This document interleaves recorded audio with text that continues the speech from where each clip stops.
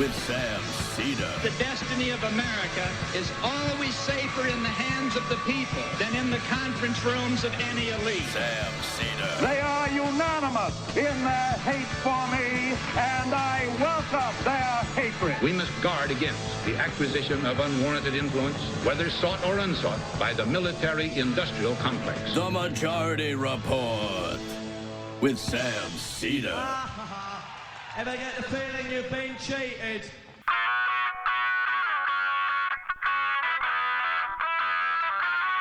It is Friday, April 26, 2019. My name is Sam Seder. This is the 5-time award-winning Majority Report. We are broadcasting live to tape steps from the industrially ravaged Gowanus Canal in the heartland of America, downtown Brooklyn, USA. Also, on the program today, Kate Manne, writer, philosopher at Cornell University, author of Down Girl, The Logic of Misogyny. I'm a little distracted because I'm on vacation right now. And in fact, as you hear this, I am rounding up the kids to get onto the plane to fly back from Florida. I honestly, it could have been the best experience of my life where my kids were overjoyed. They had so much fun. Dad, you were great. Thanks so much for planning this way in advance. Because, you get out ahead of it. It's not, it wasn't cheap, but it wasn't crazy expensive. Or they could be like, why did you go to the worst version of this in Florida? Not even on the ocean. Who goes to Florida to go to a river? And I didn't meet any friends. I didn't like anybody there. I was bored. I don't like to swim. We all slept in the same room. God knows how that worked out. Every night I get to put Saul to bed at 7:30, and then I'm done for the evening. And I just sit there and watch YouTube videos, I guess, and drink on the... I don't even think it has a porch. What am I going to do? We're going to have to sit in the hallway. Oh, God. So anyways, I'm back on the plane. Thank God. Thank God. This conversation with Kate Manne, really fascinating about just broadly misogyny. No pun intended, I guess. But you will enjoy this. I know one of the things I probably did on the trip, if the kids, because everybody told me, like, if you go to like a Club Med, they're pros and they can entertain all the kids. And I've never been, obviously, and it's not the type of thing I would have thought I would have gone to, but I'm a single parent on this trip, and so I needed the help. And so hopefully what happened is I sent the kids off, and then I start to meditate. How did I do it? Well, Majority Report today is being supported in part by Simple Habit. It's a mobile app, Simple Habit, that provides massive and diverse library of 5-minute guided meditations. Here's the thing. I'm relatively new to meditation, and Simple Habit works, regardless of whether you're the type of person who has a specific agenda as to what you want to accomplish with meditation, regardless of whether you have set goals or how much experience you've had with meditation. And this audience can try Simple Habit totally for free for an entire week when you go to simplehabit.com/majority. The benefits of meditation, everybody, I think, at this point accepts it, right? You've seen the data. You've heard the anecdota, the anecdotes about it. Simple Habit has over 2,000 guided meditations specifically designed for different parts of your day and just about anything you might be dealing with. They have meditations that are designed specifically for when you're waking up or you're on your lunch break, when you've just gotten home from work, when you're about to go to bed. They have it guided meditations for mindfulness, for when you have important things going on at work, for anxiety, if you're suffering from some depression, or when you're having trouble falling asleep. Meditations when you want to overcome procrastination. Meditation designed for parents. The variety of guided meditations on Simple Habit is what sets it apart. And that's why Simple Habit just won the 2018 Google Play Award for Best Well-Being App. It's available on iOS, for Android, and the web browser. The Majority Report audience can try it for free by going to simplehabit.com/majority. And if you're watching on YouTube, we've got links below the description. If you're listening, we've got links in the podcast description. Check it out. Check it out today. Also, one of our sponsors today is Skillshare.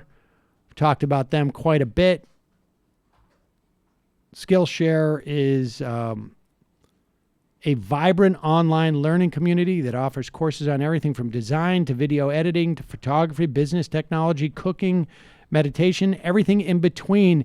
And anyone who goes to skl.sh/majority report 2 is going to get 2 whole months of totally free access to Skillshare's entire library. They've got super high quality online courses and tutorials. There are Skillshare courses for everyone. You'll have no problem finding courses that's going to be useful for you both in your personal life and in your professional life. Whether you want to sharpen your skills with something you already love doing or you want to learn to do something totally new, Skillshare has you covered. They have courses for entrepreneurs, courses on computer coding, web development, personal nutrition, learning new languages, Photoshop, you name it. I've been checking out, on my list of stuff to watch. I'm doing the entrepreneurship hustle, from business plan to real success. I'm checking out the bookkeeping for freelancers. That's exactly what I need. I'm doing a course on branding. There's one that's creating art that sells. A worker's artist guide. I figured that might have some help for me. Yeah, that's the thing, is you don't know what things are going to stick. Productivity habits that stick. Using time theming. That is something, right?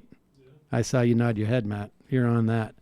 Just think of everything you'll have at your fingertips for 2 whole months. Again, that's skl.sh/majority report 2. And I put a link underneath this video if you're watching on YouTube. Again, if you're listening, it's in the podcast description. We will be back on Monday. I mean, unless like this vacation was such a disaster that I need to like take another couple of days. Just because I can't handle it, which is not. I don't want to say this. It's not impossible. I could have made just a massive mistake. But this interview with Kate Manne, where you get a notion of exactly like what is misogyny in today's society? What does it actually mean? How does it compare to sexism?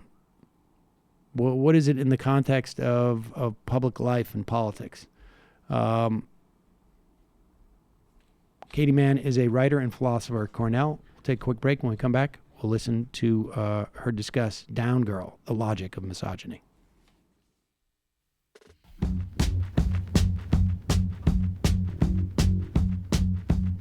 We are back. Sam Seder on the Majority Report on the phone. It is a pleasure to welcome to the program Assistant Professor of the Sage School of Philosophy at Cornell University, Kate Manne, author of Down Girl, The Logic of Misogyny. Welcome to the program, Kate. Thanks so much for having me. All right, so let's start with just I want to say the definition of misogyny, but I know that we'll get there if we just start with the distinction between sexism and misogyny as you lay it out. Yeah, absolutely. So I think of sexism as an ideology which naturalizes and rationalizes a patriarchal social order, whereas misogyny I analogize to the law enforcement branch of patriarchy.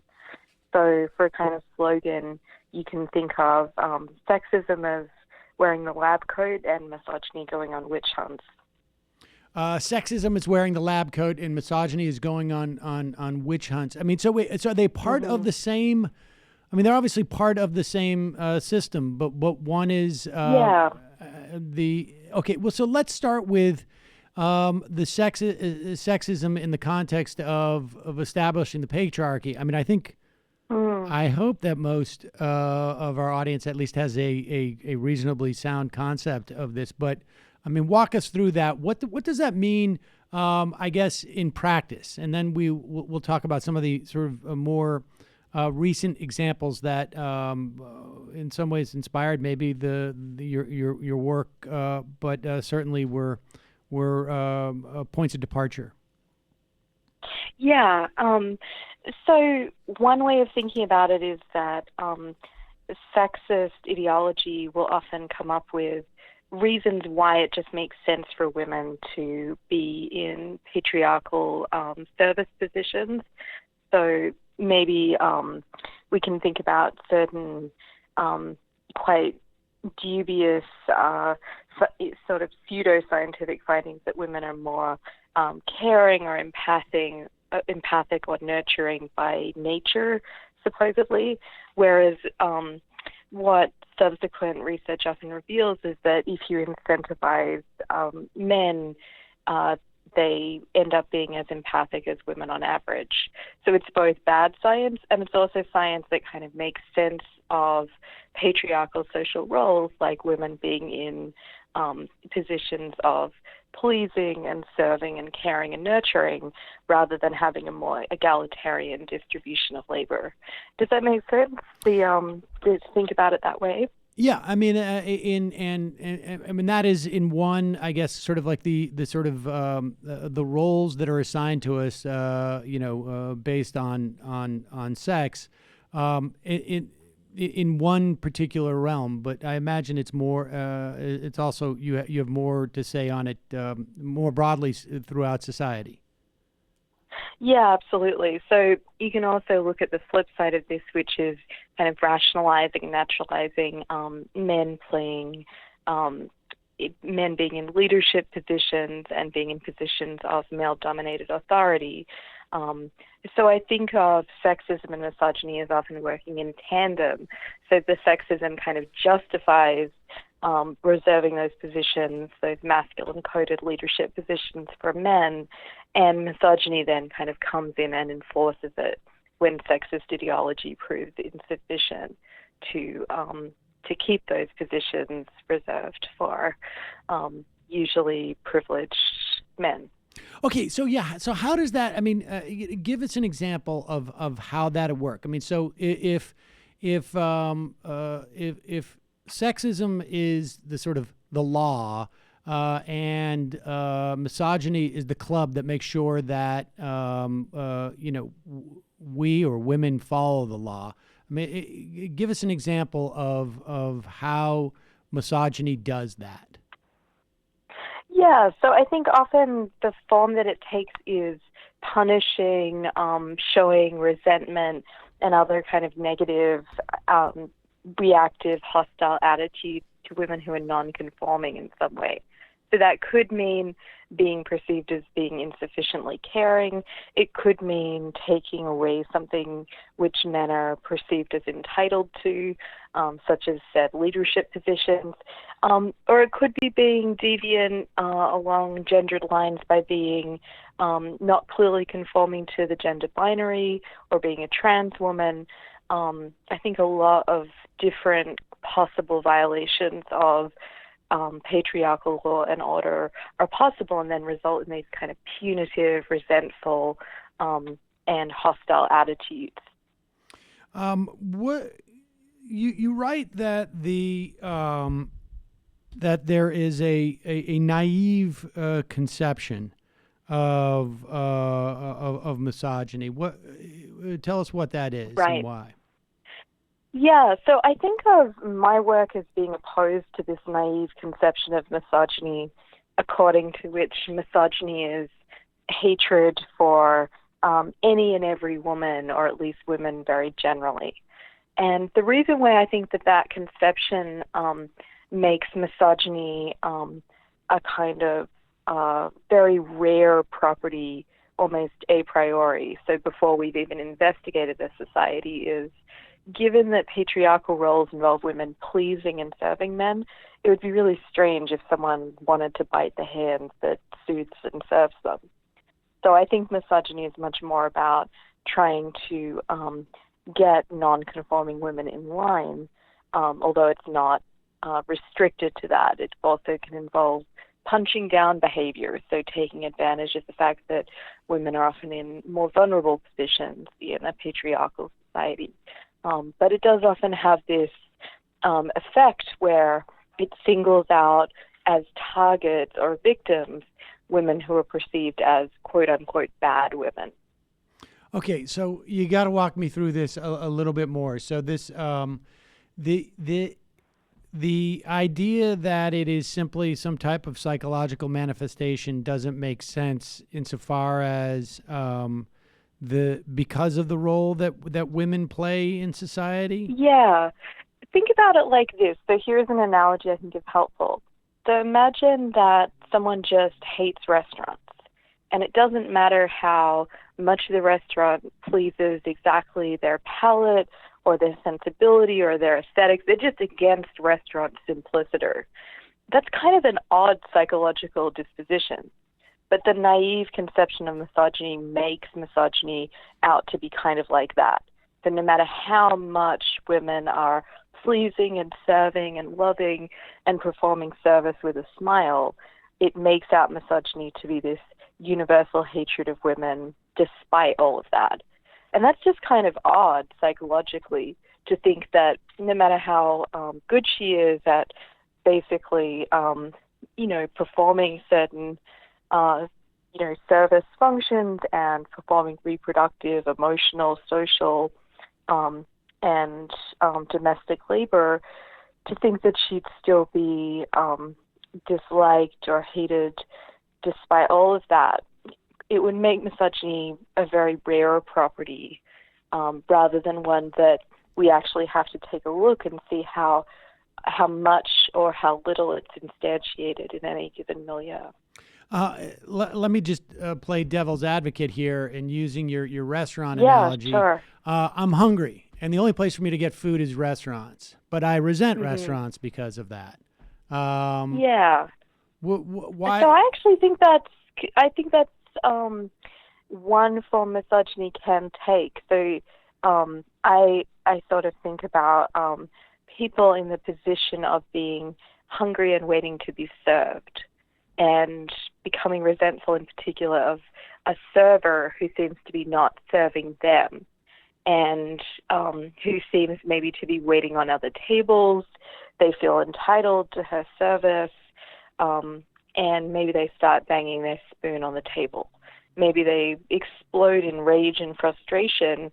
I think that that my conception of misogyny can help make sense of that. So it can count as misogyny, that outburst, that bad entitled behavior, when you have an environment where certain men are socialized to think that they're entitled to women's sexual, social, and emotional, as well as reproductive services, and then they don't hate any and every woman. They more target women who they feel denied by or rejected by. And that, I think, is actually a common locus for misogynist aggression. I mean, that is also, in some respects, ostensibly the one of the jumping off points of your book, as you talk about Exactly. Elliot Rogers. For those, I mean, I think we spoke about it briefly on the show back at the time. And I should also say, I think maybe I know I have this in the back of my head, but if people are hearing some type of echoes of Jordan Peterson, maybe it's I'm coming into this predisposed and aware of what you've written about his book and his relationship. We will get there, but let's start with Elliot Rogers. He was a young man in California, in Isla Vista, who killed I think it was 5 or 6 people, as well as injuring I think about a dozen, maybe more. He injured 13 and killed 6, and then killed himself. And okay, so why was that killing? Why did that? Why was that a if not a catalyst, at the very least, a jumping off point for you? Yeah, so he had posted YouTube videos in which he stated that he was lashing out in order to wreak vengeance on the, quote, hot blonde sluts, unquote, who he perceived as rejecting him. So he targeted, his primary targets for this act were the women of the Alpha Phi sorority house at the University of California, Santa Barbara, who he perceived as kind of representative of the kinds of women who he wanted to have pay him attention, affection, and give him love and sex. But he said that they gave these things to other men, but never to me. So he has this line in the video, "It has been very torturous," sort of plaintive line. And so on the day of retribution, the so-called day of retribution, he lashed out initially at his 3 roommates, 3 men, stabbed them to death, then uploaded his final YouTube video. He had a whole string of them that was similar in tenor, and then he drove to the Alpha Phi sorority house at UCSB and tried to get let in the door. But his pounding sounded so loud and aggressive that the women inside decided not to open up, even when the pounding continued for at least another full minute. And it's very fortunate that those women didn't open the door, because he had come knocking with loaded gun in his hand, planning to eviscerate all of them. And when he was turned away, not let in the door, he lashed out and shot at 3 women walking outside around the corner. They were members of a nearby sorority house, Tri Delta. He killed 2 and wounded 1 of them, and then went on a random or seemingly random drive-by shooting spree. And he ended up killing another young man at a delicatessen before eventually police closed in on him, and he was found dead at the wheel, his car on fire, having shot himself. So those were the events, and the reason why that they provoked such controversy was partly that it was clear that his primary targets were these women of the Alpha Phi sorority house, but there was also collateral damage in terms of who he lashed out at. So it's important to be able to recognize that misogynistic attacks are compatible with attacks of other kinds as well. In this case, against young men who he killed 4 of. But that doesn't make the 2 deaths of the young women involved any less misogynistic. Right. They were supportive in some way of the, I guess, for simplistically, the bad behavior of these women who were not subjecting themselves to the role that that this guy thought that they should have in the context of a patriarchal society, I guess. I mean, I think that's exactly right. He felt deprived of a hot blonde girlfriend who he recognized would enhance his social status, and he became incredibly resentful that no woman had kind of turned up ready to be his source of confidence, as well as giving him said love, affection, sex, and all the rest of it. But yeah, rather than the attitude being that of being bummed or disappointed, it was a degree of entitlement where he felt that he not only was permitted to, but ought to lash out at women for kind of sins of omission. So at no particular woman, but to representative women who he felt deprived by for this sin of omission of not being someone who played that role in his life. And, this is where, we start to hear sort of like people talk about like incels. And this is when we talk about that community it is the so-called oppression of incels, involuntarily celibate, is sort of, that's the framing, right? It is. Yeah. I mean, how is it that guy is not just merely dismissed as being nuts, right? I mean, that's really the implication is the guy. I mean, or I should say, the sort of prevailing wisdom is he's just crazy, and it just his craziness took this form, but it is. Yeah. I mean, expand on why it's not just a random that he took this form. I mean, it could have taken, I guess, a couple of other forms, but it took this one. Yeah, right. And why does that form even exist, I guess? I mean, that's a great question. I mean, I think one thing that's telling is that women don't tend to lash out in this way. And it's not that women can't be sexually or romantically disappointed. It's that it takes a different and, I think, typically less toxic form. I mean, the other thing worth noting here is that Rogers' behavior was striking in a number of ways, but it also shared in common several things with crimes that happen 2 to 3 times a day in the U.S. of women being murdered by a current or former intimate partner when she tries to leave. So those kinds of domestic violence or intimate partner violence homicides have quite a bit in common with Rogers' crime, the sense that he is entitled to her and that if she tries to leave, that he has the right to take her out. I mean, that kind of misogyny is ubiquitous.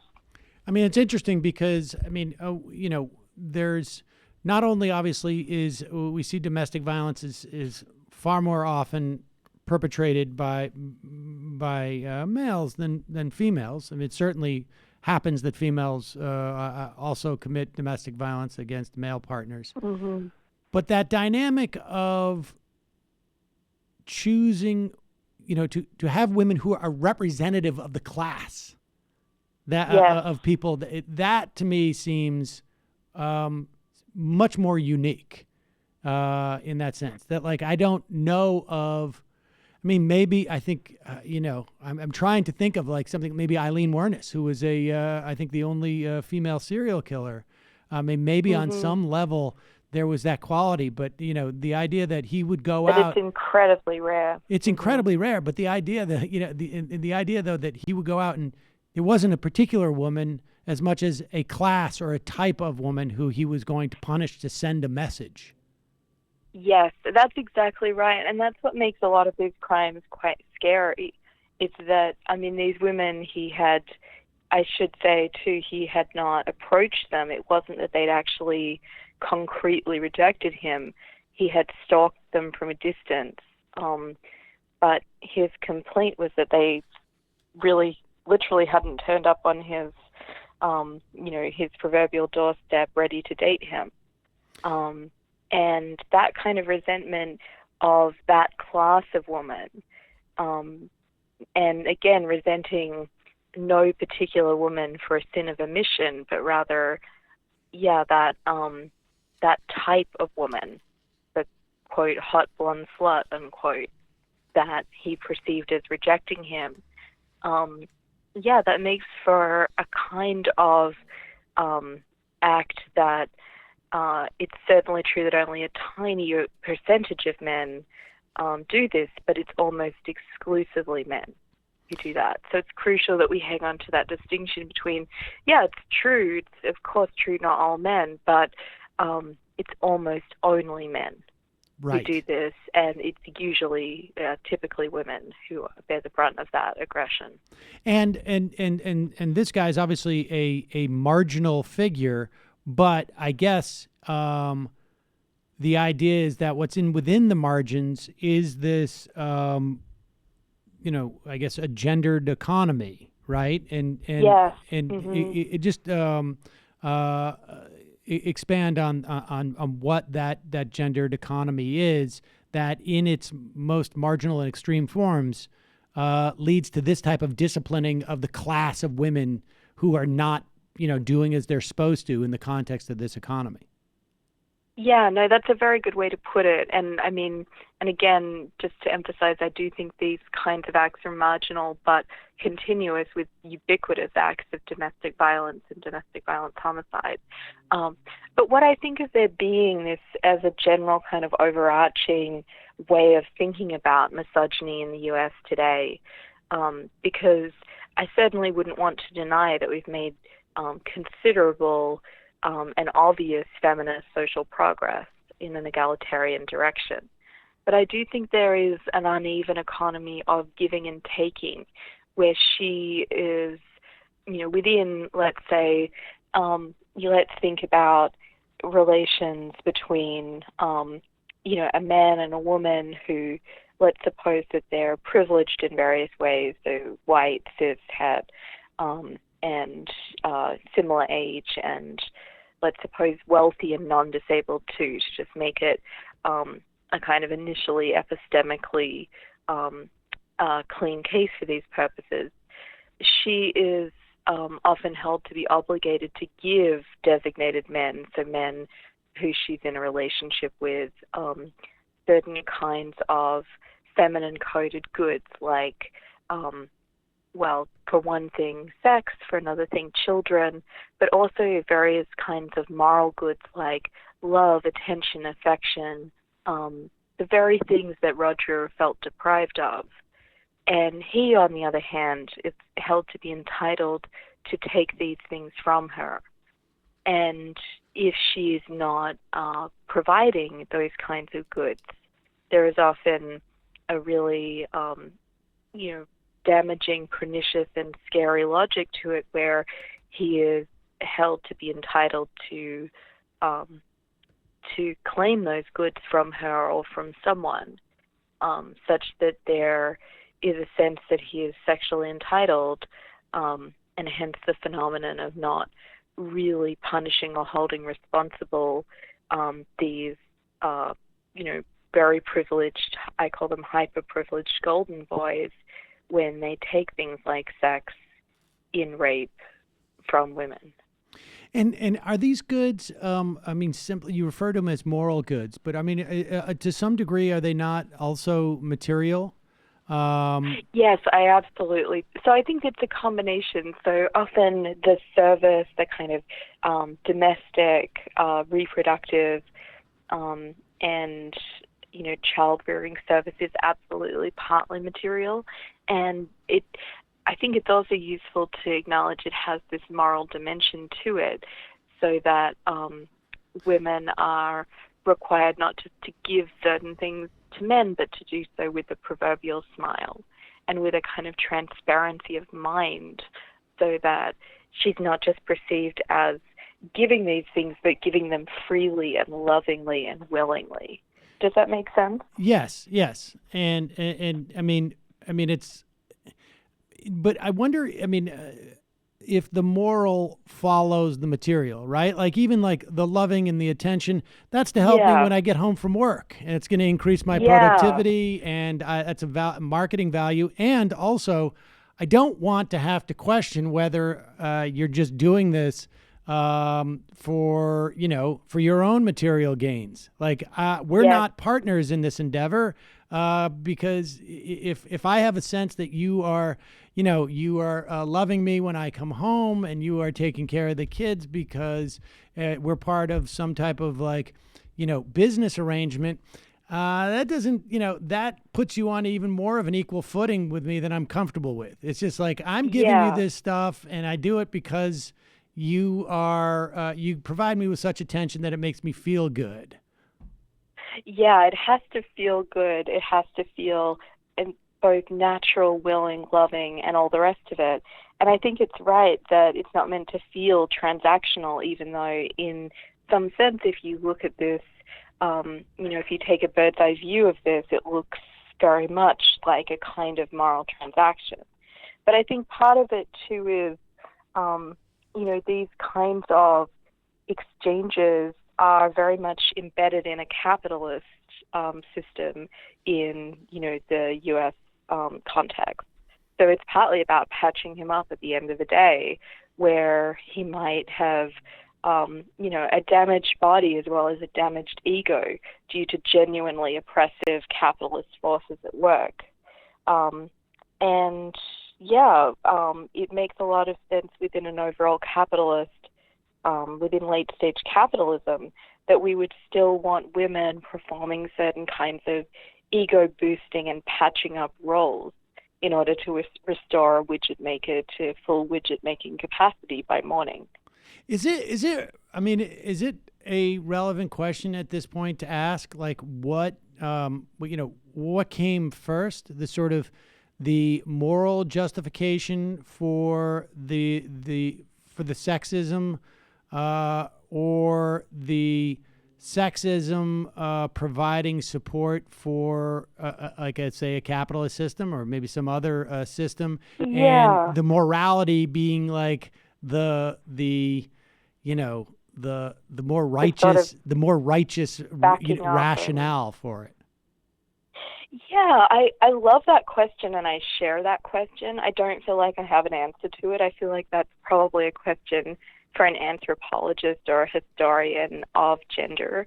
And my tendency is to offer a kind of analysis of a snapshot of what we get in the here and now, and then leave those kinds of ideological questions to people who can really comment on the full historical development of these relations and the fact that they've been, until quite recently, so consistent across time.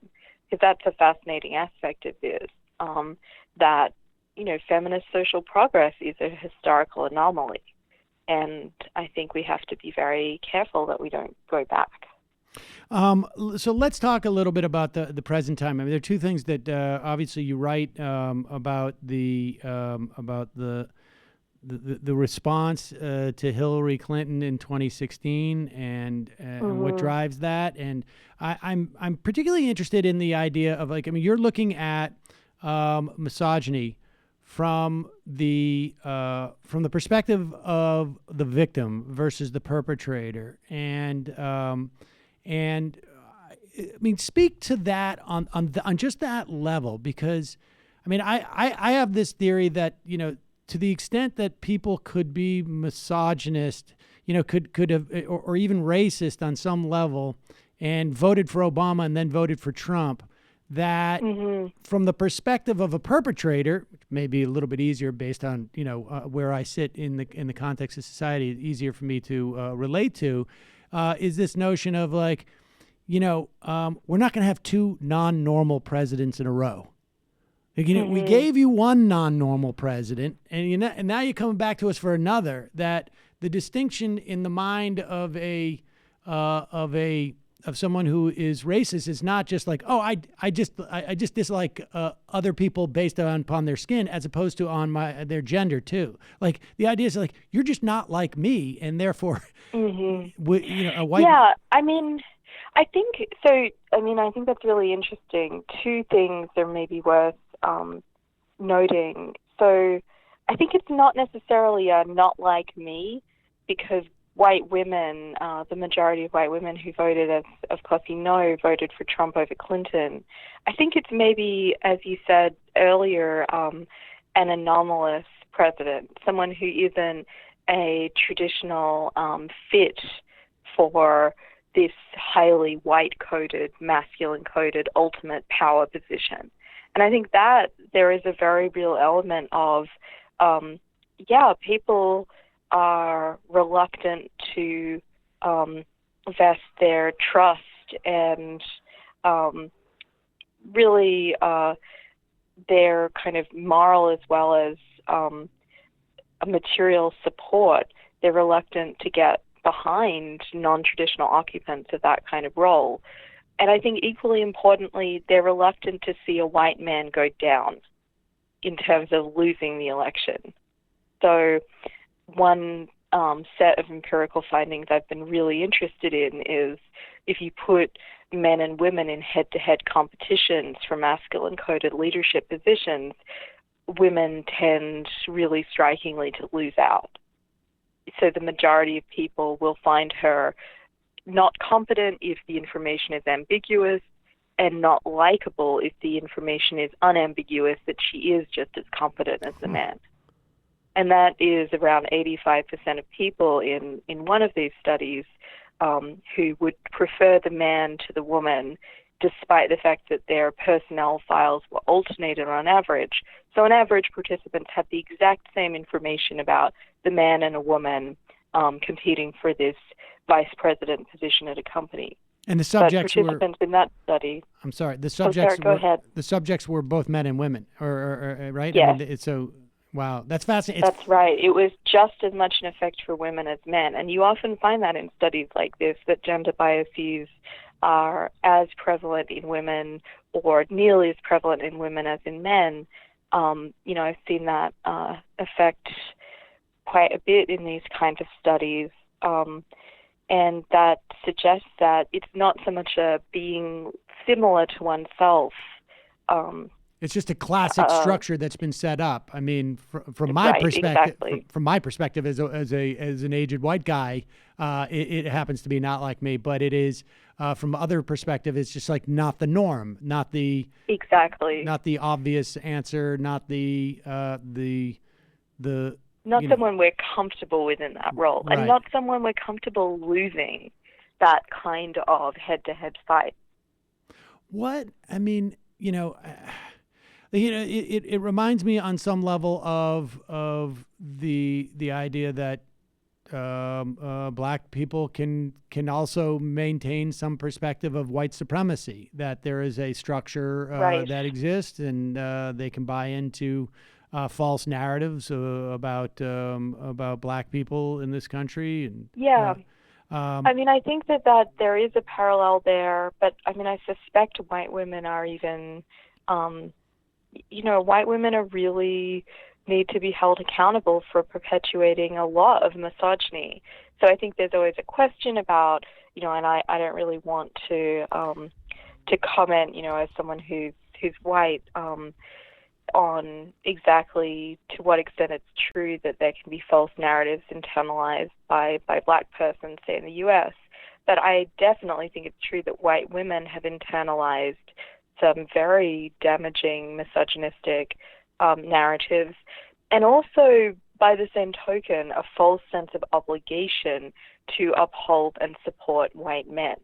So often it presents itself originally not as suspicion of the white woman, but rather as support for white men, both in one's own family, in excess of what's actually required or salutary, and also of white male politicians who are perceived as saviors or saints or good old boys, again, far in excess of what's actually epistemically and morally appropriate. So, let's talk about when you talk about the results of that study, that subjects found either the woman less qualified than the man, and when they found the woman more qualified, they found her less likable. It sounds like Hillary Clinton, frankly. It does, doesn't it? And I should say, this is where I have my obligatory caveat that I think there were a lot of different reasons why Hillary Clinton lost. That seems right. And with that said, misogyny is real, and certainly it played a role in her loss, and I suspect it played a role in the narratives which were built about her, that some of which, had some, I think, salience outside of the influence of misogyny, but some of which may have been attenuated because of the misogyny. Yeah, it's always very complicated because, I'll be the first to say there were valid reasons to be concerned about her presidency, including from the left. My feeling was there's also various good, wonkish kind of questions about why exactly she lost. But then there's this question that I'm interested in of why it was even close. Because whatever one's concerns about her presidency, some of which I shared, some of which I didn't, it seemed to me that when it came down to it, the decision between Trump and Clinton should have been straightforward to reasonable people. So I think reasonable people could disagree about whether she would have been an adequate president or a terrific president as compared with Trump, but I don't think it's reasonable to have withheld one's vote for her, given those sort of basic realities that we were looking at: a white supremacist, misogynist, going potentially into the White House, as he indeed did. So my feeling was, there were a lot of narratives around her where there was a grain of truth. So, there are certainly aspects of her record and her policy positions that were subject to genuine criticism. But then that often became, instead of a flaw, it became a fatal flaw.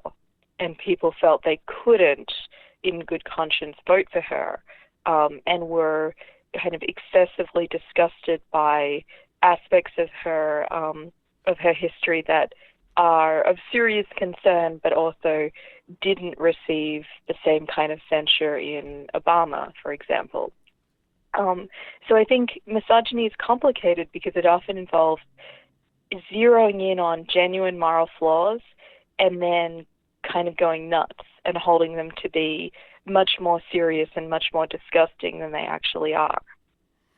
And let's, how does one parse those, or is that outside of your portfolio in terms of an individual, parsing those versus, let's say, society? Well, I tend to, if someone tells me they didn't support her, I'm always less interested in assessing whether or not they were being misogynistic or biased along gender lines, to put it more mildly. And the flip side of that is I'm not interested in exonerating anyone.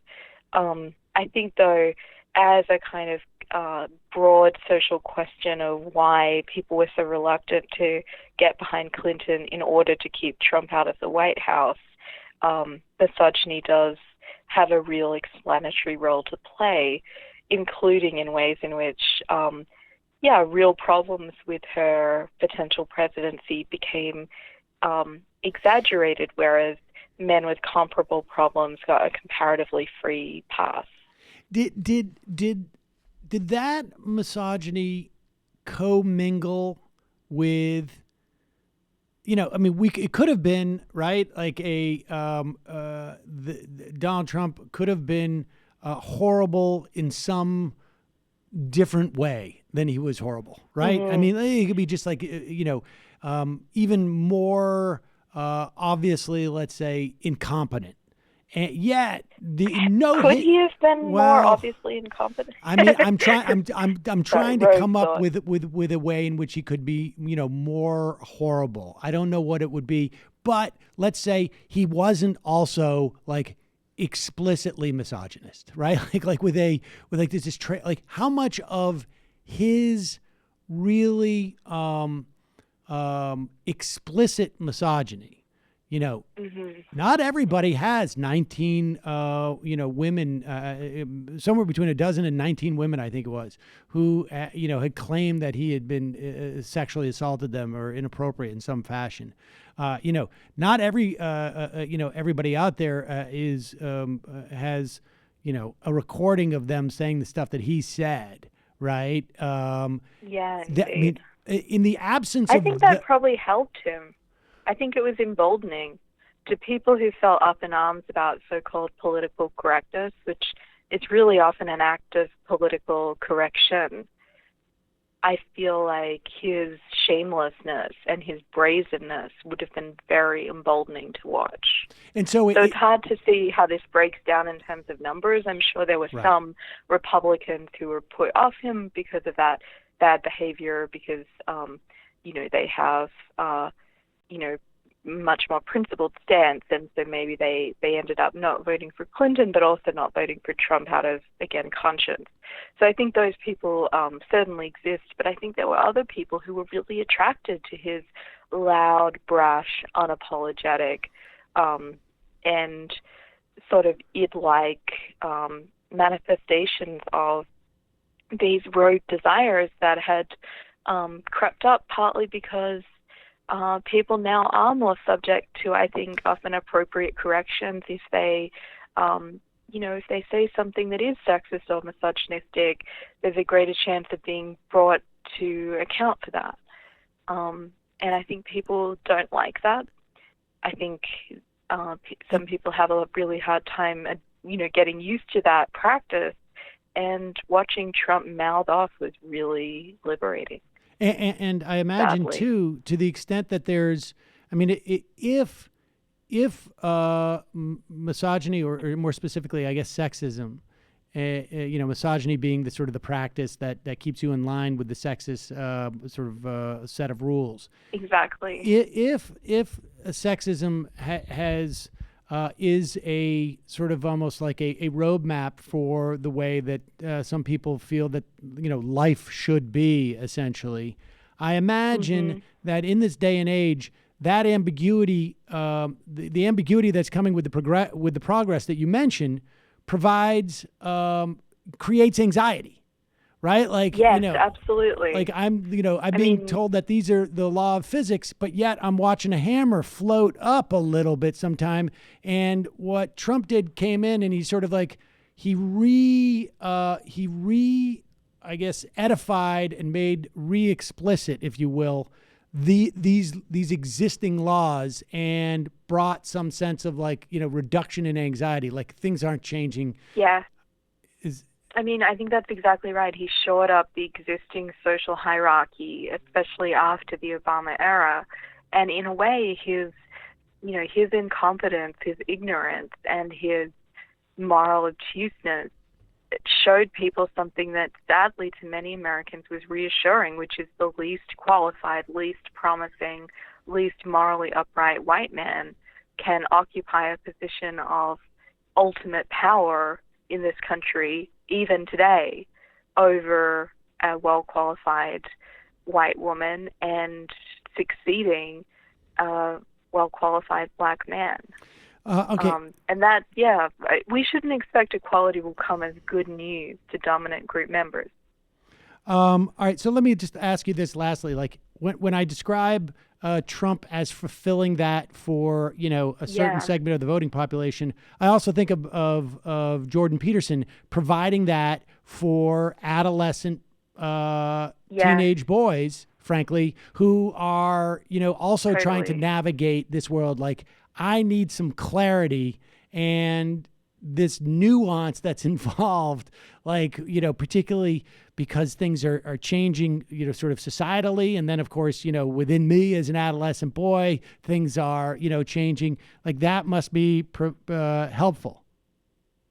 Yes, I do think it's a profoundly soothing message that you're entitled to compete to be top lobster as, and his audience isn't exclusively, but is predominantly white young men who feel inadequate or surpassed by historical subordinates. And it's such a shame, because there's room for a much healthier message of, you don't have to envisage your entire life as, or even much of it, as competitive. And you don't have to think about things in terms of these social and achievement-based hierarchies. And when you do think of them in those terms, sometimes you'll lose, and that's just life. Right. That's something the rest of us kind of, and I should say too, many white men also learn to accept and embrace and think, this is just, I don't have to be the best at something.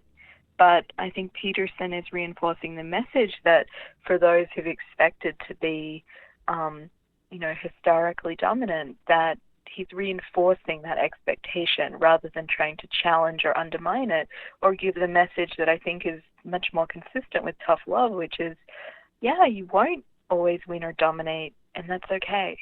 Life goes on. Yeah, I mean, it's interesting because you write about Rush Limbaugh, and I've been saying for years that's exactly what he does. It's just like, when there's some ambiguity, I'm going to tell you that there's not, and I'm going to make this a lot easier for you. And also, just coincidentally, you came out on top. Yeah, I think that's a really smart way of thinking about that particular political shtick. It's resolving those ambiguities. And it's a very soothing message because you're provided with an out to the sense that you're losing. And the art of losing is hard to master, as the famous line by Elizabeth Bishop goes. But master it we must. Indeed. The book is down, girl. The Logic of Misogyny. Kate Manne, we will put a link at majority.fm. Thank you so much for your time today. Very interesting stuff. I appreciate it. Thanks so much for having me. Really appreciated it. Take all the strength I got to get to where I want, but I know somehow I'm gonna get there. I wasn't looking when I just got caught between the truth and the lie bar. But finding out won't make me feel any better. Yeah, I know the clock is ticking, but the meds are gonna kick in, and my pilot light shining bright. I guess somewhere the choice was made for the option where you don't get paid, for the road that bends before it finally breaks you. I guess somehow I lost my drive between the 101 and the 5. Do you know how far the detour takes you? Yeah, I know the clock is ticking, but the meds are gonna kick in, and my pilot light shining bright.